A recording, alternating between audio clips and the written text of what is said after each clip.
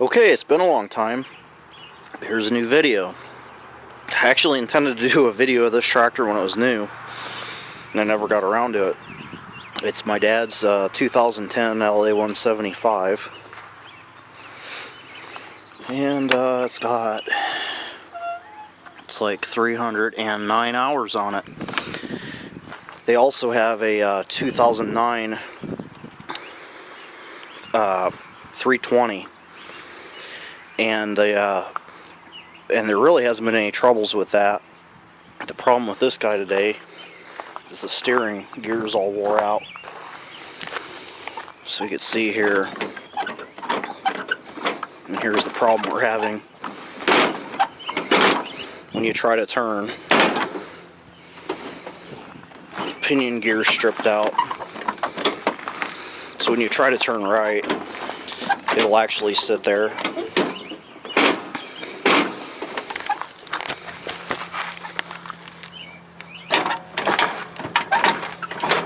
See how much play that has?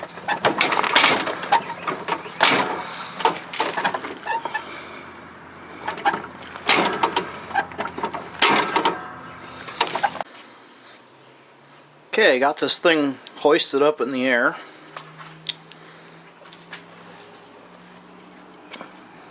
And that's what our gear looks like. So as you can see, it is time to replace it. The other thing I noticed, the hydrostat drive belt's starting to get some, come on, focus, starting to get some cracks here and there. And in order to replace that belt, you have to pull the steering shaft because it appears that it runs right through the middle of the belt. So I'm probably going to do that as well, but I'm going to have to get a belt. I pulled the PTO clutch off to make it a little bit easier to get a wrench in here to hold the nuts in place while I back the bolts out. Plus, in order to change that drive belt, you got to pull that clutch because these tabs here won't allow you to remove the belt unless you're able to slide that pulley back down a little bit. It's basically, there's a bushing that goes in here, that's wore out.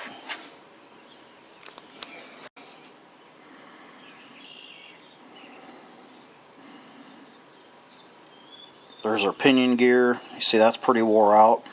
And I thought, oh, you know, you could just flip this over and save some money because the teeth on that end are okay. Just slide it up there, be good as new. Well, there's a shoulder in there, so you can't do that. So those crafty fellas got us again. But anyway, I got a new gear, so not a big deal.